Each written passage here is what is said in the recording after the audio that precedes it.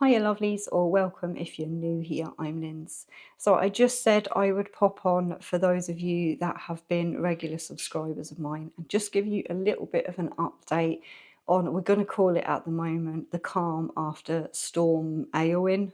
Isn't that even how it's pronounced? I don't know. It's one of them things that doesn't seem to want to stay in my head. I do have a tiny little bit of footage that I'll put in towards the end of the video of just some of the damage we had here. Now, I am going to say I feel quite blessed actually. Now we have power sort of back. It's on and off, so it might go in this video, but it won't affect the actual video itself. It might affect the lighting. Well, we're having issues with that anyway. But the night of the actual storm itself, it was very scary, I am going to say. And I'm not easily thrown off by things like that, but it's kind of, it rolled in slowly and it got stronger and stronger, and I'd say between sort of 1, 2 in the morning it was really, really bad, and it stayed that bad then until daybreak. It literally sounded like the roof was going to lift off the house. Thankfully it hasn't. Now there's also some other issues with things like that. Has it caused any structure damage that we're just not aware of yet? And that maybe if there's another one, which I'm sure we're going to have another one, it's just the change in times now on, but we're going to keep all fingers crossed and keep positive that that was it. It was fine. A lot of the damage here is mainly things like fences, downpipes for the guttering. You'll see in the footage, my poor greenhouse. Anytime there's any bit of a storm at all, I've been losing panels out of it anyway. It's just going to do our best anyway to try and fix it. The greenhouse and bits and pieces don't normally get shown too much in my videos because they're not overly popular, or they weren't last year. But this year I am just going to put out content that, I know some of you are going to like, and you can choose to watch what you want to watch. Now, as I said, the night of the storm, it was horrific. I think the power, when we kind of worked it out, was around 4 in the morning or so, and we were out without it then for a couple of days, which also meant we had no internet. But what nobody, I don't think, and it kind of got a lot of people from things I'm seeing around the country, as we lost cell service, mobile phone service, which was a shock because we live in a world where we rely so much and so heavily now on sort of modern technology that when we're without it, I know for me it was a little bit like, I didn't know what to do. And I know that every so often my cell signal, it's bad where I live anyway. We're in a bit of a black spot. And every so often the cell service would kind of come on. I could not for the life of me get on to put a post up on here for use to let everybody know I was okay. And the only thing I could think of, and I knew he'd be absolutely willing to help if he could, was my honorary, we're going to call him Grandad George. And I managed to get an email. I had it typed, and every time I looked at it, it was sending. But I knew eventually once I got any type of signal at all, it would go. So that was the best I could do. And a massive thank you to him for popping a comment on the post I put just before the storm, just to let everybody know that I was okay and things like that. I have had a few more emails from other people, and I think I've caught up now in between dropping of power and internet and things like that. So I do want to say a massive thank you to all of you that were worried. We're okay. What I classed as a lot of damage in the beginning, as I said, once I've seen the total devastation that's happened around the country, is nothing. It's nothing. Yes, I'll admit, when I first kind of opened the door, I went, but it's nothing that can't be fixed, and nobody was hurt, and that to me is the main thing.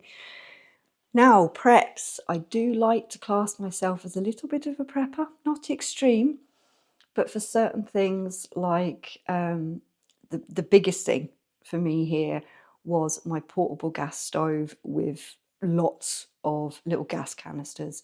If I can't have my tea, I go to bits. That's it. I'm an addict when it comes to tea. If you've been here a while, you might have heard me talking about it a few times. But for things especially like reheating meals. Now, although this is Linds and Life, we do seem to do a lot more content on things like recipes and stuff. So I just want to say, I panicked a lot that my freezers and stuff like that were going to defrost and that was everything going to be lost. In my main sort of freezer I have in the kitchen here, stand-up American style fridge, which is a new one, because if you've been here a while, we lost the old one just before Christmas. I tell you that the last month or two is just like one thing after another. And I know a few of you have commented and said the same. So we're starting over with February as the new year, I think, here. But I like to have meals cooked and froze, so I just have to reheat them. And I do things like mince and vegetables, stews, lots of other wee bits and pieces. And I was extremely grateful to have a few of them ready that I could just put into a saucepan, gently heat back up, and we could eat. Now, where I lacked in that was I didn't think about having overly prepared stuff like potatoes. Okay, so for my future sort of like preps, I suppose, in the fridge or in the freezer, I want to do some sort of like potatoes and things like that, cooked, froze. I do have some mash, but it's a little bit harder to reheat, so just normal potatoes. So that's that. I have an awful lot of things like, I'll just bring one of these down here, this type of thing. Okay, now these are rechargeable lights. They're amazing, they really, really are. If I can find links and stuff, I have had these a while, but if I can find links and stuff for things like this, I will put it down in the description. So, likes of that, battery power banks, well, to charge phones and things, but to be quite honest, we had no signal or anything like that, so charging phones and things wasn't really an issue because we weren't using them. I do have as well, I'm not sure where they are, I should have been a bit more prepared for doing this video. My head's just all over the place at the moment. I have things, they're like a power bank, but they're a light as well. I have 3 of them and they're absolutely amazing. They last on sort of like a low level, which is enough to light a room for between 6 to 8 hours. They are really good. I'm sure there's probably better ones out there now.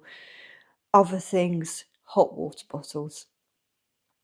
Now, because of health and things like that, once I get overly cold, pain is a big thing with me. For future, future preparedness, I'm going to say I would like to invest in something like maybe a petrol generator, a solar, something that can be charged up maybe by a solar panel. But then that brings me to another thing.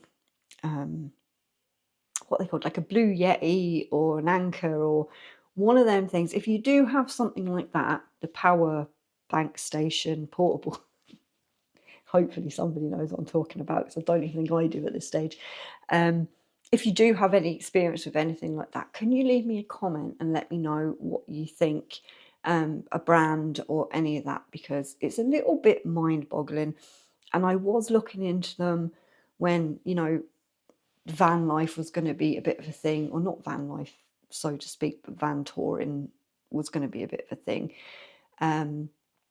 Because I would like to have something that is capable of running electric blanket or things like that, because the first night we didn't sleep because of the wind and the rain and everything like that, and the 2 nights after that we didn't sleep because it was cold.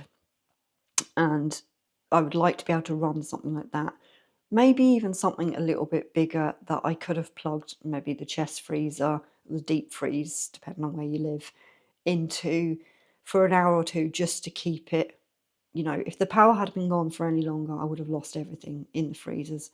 And I know that there are so many people out there that have. And it's beyond thinking about. It's heartbreaking to see and hear some of the news that's going on at the moment from around the country. And a lot of people that live in sort of like newer build houses where they were all, you know, couldn't get planning permission unless they decide to do this newfangled heat pump rubbish kind of system, solar panels and things. Again, if you live somewhere that's you get a lot of sun, then fair enough. But here in Ireland, I just don't think it's that feasible. Maybe I'm wrong on that. I don't have much experience apart from some pop-up solar panels I have for emergency charging of things, which today is actually a bit sunny, so you know, maybe, as I said, it's not something I'm overly familiar with, but I do plan to do a lot of research on now. But I completely forgot where I was. Yes, candles. Most women have a lot of candles. Some are for burning, some are for decoration. You know, if you know, you know. Candles were a great help when the power was out. As I said, I have a lot of different types of these things, which everything's normally charged and put to one side. A lot of different types of them. Fairy lights, believe it or not, just standard battery operated fairy lights.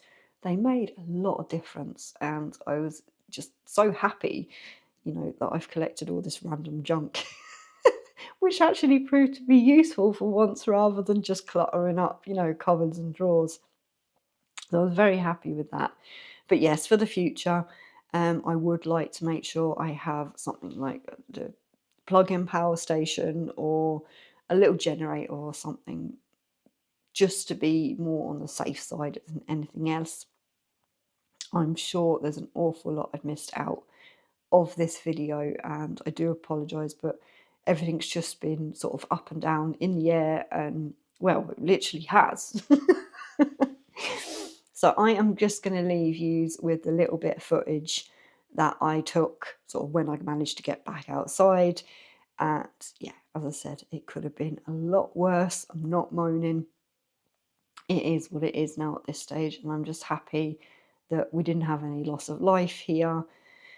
Everything's nice and calm now, and hopefully we can get back on track with this year. As I said, I am restarting for the 1st of February. I'm not even sure when you're going to get to see this, but lovelies, wherever you are, please take care. And please add anything about preps and stuff like that down in the comments. You know, it might help somebody else reading, might give me some more ideas on where certain areas are lacking and bits and pieces like that. I really hope to be back soon with some cooking. But for now, lovelies, please, as I said, take care, you know, stay kind, and just be yourselves. Bye for now.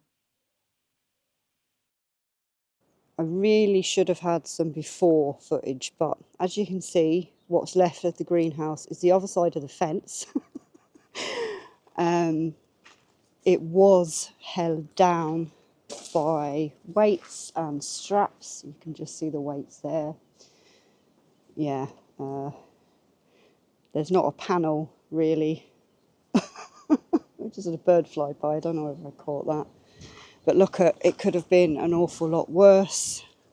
That's only all the stuff that was in the greenhouse. A few plants, they might make it. Yeah, well, I don't think I'm going to be able to salvage that again. It's had a couple of goes, but we can just see, yeah, not one fence panel left. So this is the side that got it the worst. So I have a bit of a clean-up operation, but do you know what? Oh, there's the wind. Oh, that just caught my breath. So yeah, that's what I have to clean up. Thankfully, there wasn't any damage that I can see so far to the actual house. So yeah. Right, just a little bit of footage that I'll be inserting into this video.